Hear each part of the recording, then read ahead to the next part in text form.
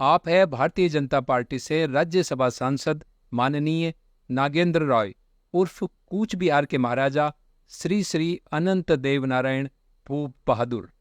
आप पश्चिम बंगाल से भारतीय जनता पार्टी के राज्यसभा के पहले सांसद हैं। आजकल आप बंगाल से दूर राजस्थान, गुजरात, मध्य प्रदेश और महाराष्ट्र के दौरे कर रहे हैं। इन दौरों में आप पूर्व राजा महाराजाओं और जागीरदारों से मुलाकात कर रहे हैं और जगह जगह क्षत्रिय समाज के लोगों की बैठकें ले रहे हैं। इसके पीछे उनका मकसद पूछने पर वे इन्हें सिर्फ शिष्टाचार मुलाकातें बताते हैं और देश भर के क्षत्रियों को एकजुट करना बताते हैं। आप में से बहुत से लोग शायद उन्हें पूरी तरह से नहीं जानते, इसलिए जानिए कूच बिहार के महाराजा श्री श्री अनंत देव नारायण के बारे में बता रहे हैं राज ऋषि राजेंद्र सिंह जी नरूका। 84 में इंद्रजितेंद्र नारायण गए, 92 में वो चले गए। इनका कूच बिहार में उस फैमिली से प्रॉपर हायर कोई नहीं रहा उत्तराधिकारी, क्योंकि किसी ने अंग्रेजों से शादी कर ली या इधर उधर कर ली तो वो इन्होंने एक्सेप्ट नहीं किए। लास्ट में पोजीशन ये हो गई कि सिंहासन पर कौन बैठे, जैसे बूंदी का कई दिनों तक खाली रहा।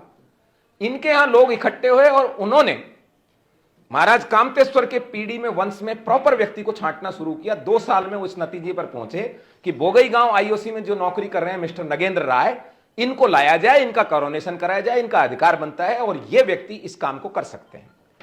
तो इनका कॉरोनेशन हुआ उस कामतेश्वर महाराज के महल में जो अब खंडर है, और 94 में इनका कॉरोनेशन हुआ मजिस्ट्रेट की उपस्थिति में।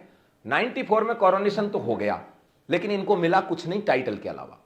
तब इन्होंने ये सोचा कि जैसा बड़े भाई अशोक सिंह जी ने कहा कि ये लोकतंत्र है और लोकतंत्र में एक ही पावर है और वो पावर है जनता की, प्रजा की। इन्होंने जनता से संपर्क किया और 4 साल के भीतर इस नतीजे पर पहुंचे कि संगठन में ही शक्ति है।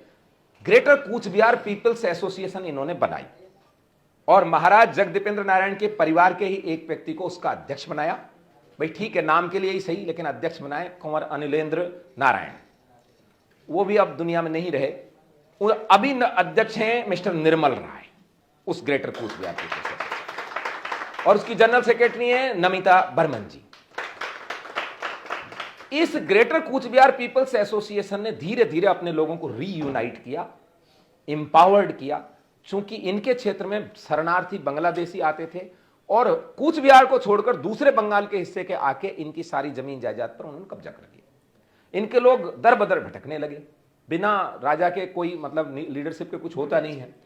राजवंशी क्षत्रिय समुदाय का वहां पर आज भी 60% पॉपुलेशन है इस नॉर्दर्न बंगाल में, ग्रेटर कूच बिहार का जो एरिया है इसके अंदर। पब्लिक तो थी इनके पास, लेकिन महाराज जगदीपेंद्र नारायण के साथ जो अनर्थ अन्याय किया उस कारण ये लोग वोटिंग का बहिष्कार करते थे, ये वोट करते ही नहीं थे। परिणाम ये होता था कम्युनिस्ट वाले जीतते चले जाते, बिना वोट के जीत जाते हो आराम से। आपको बताने की जरूरत नहीं है बंगाल में क्या क्या रहा है, उस समय तक तो और भी बुरा हाल था। लेकिन इन्होंने रेसिस्ट करना शुरू किया, उनका विरोध करना शुरू किया, उन बांग्लादेशियों का, उन बंगालियों का और उन रोहिंग्याओं का। परिणाम यह हुआ कि लोग जानने लगे कि ये है कौन, greater Cooch Behar peoples association कौन है। कॉरोनेशन में इनका नाम हो गया श्री श्री अनंत देव नारायण भूप बहादुर, जो होता ही है नॉर्मली। ये अनंत महाराज कौन है? तो फिर इनको रिकॉग्निजेशन मिला।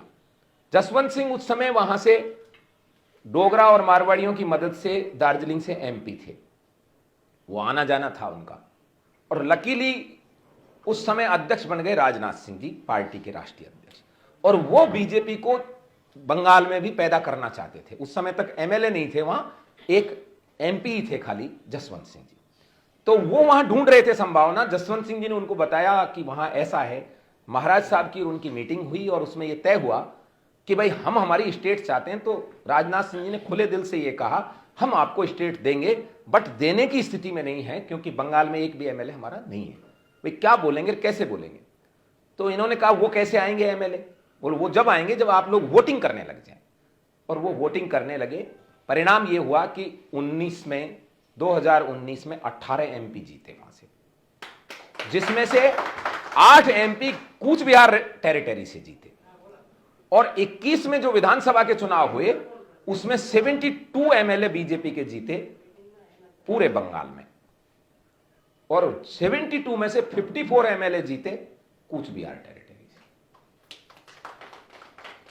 54 एमएलए जब जीत गए, इनके यहां कार्यक्रमों में पैलेस में राजनाथ सिंह जी, जसवंत सिंह जी, आलूवालिया जी, मोदी जी जाते रहे।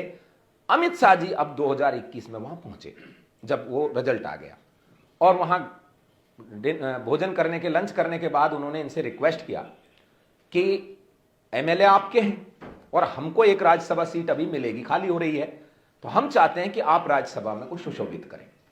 इन्होंने कहा कि भाई मैं राज्यसभा में जाकर क्या करूंगा, मुझे तो मेरा स्टेट चाहिए अलग। राजनाथ सिंह जी जब गृह मंत्री थे तो उन्होंने सलाह दी थी कि स्टेट मत लो, आप यूनियन टेरिटरी ले लो, ताकि पॉपुलेशन वाला झपड़ा नहीं रहेगा। यूनियन टेरिटरी में क्या है, वो ज्यादा बजट दिया जा सकता है।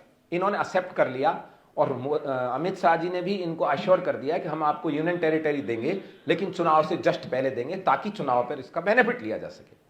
ये राज्यसभा में सितंबर 2023 में पहुंच गए, और राज्यसभा में रहते हुए इन्होंने महसूस किया कि यूनियन टेरिटरी के लिए और संघर्ष करना पड़ेगा, और यह संघर्ष जारी है इनका।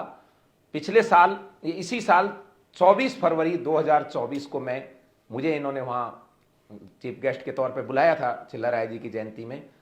वहां जाकर मैंने देखा कि लाखों लोग महाराज साहब के अनुयायी हैं, और वो सीधे नहीं खड़े होते, प्रणाम करते हैं। इसका मतलब महाराज साहब का जबरदस्त वहां सम्मान है। और अभी रिसेंटली 21 जून को मैं गया, और मैं लेट हो गया, मेरे साथ प्रतापपुरी जी महाराज थे। रात को 12 बजे तक भी 10 से 15 हजार आदमी पहले इसमें इकट्ठे थे, और फिर 1 घंटे उन्होंने प्रोग्राम और किया, वही अप्सराओं वाला डांस वगैरह सब आप देखना, कोई एक ने देखा भी होगा आप में से कुछ लोगों ने। आपको फर्क ही नहीं लगेगा कि टीवी वाले तो कुछ भी नहीं दिखा पाते, टीवी वालों की इतनी क्षमता ही नहीं है कि एक साथ 300 बच्चियों को दिखा दें। 300 बच्चियां एक ही ड्रेस में वही दिव्य गान कर रही हैं। खुद प्रतापपुरी जी महाराज के वचन है, उसमें भी होंगे, आप देख लेना वीडियो में भी, कि मुझे ऐसा लगा कि ये तो स्वर्ग में आ गए हैं। आज भी महाराज साहब ने कल्चर मेंटेन की, अपनी स्टेटस मेंटेन किया हुआ है। अब इनके दिमाग में एक बात है कि यदि हम संभले नहीं, इकट्ठे नहीं हुए, तो हमारा अस्तित्व समाप्त होना निश्चित है। हम ठीक है, और जातियों की तरह तो रह पाएंगे, लेकिन हमारे अंदर जो कुलबुलाहट है वो नहीं रह पाएगी। उसके लिए जरूरी है, प्रजातंत्र में प्रजा ही सर्वोपरि है। हम अपनी प्रजा को सही बात बता दें, जो हम गीता के माध्यम से बताने का प्रयास कर ही रहे हैं।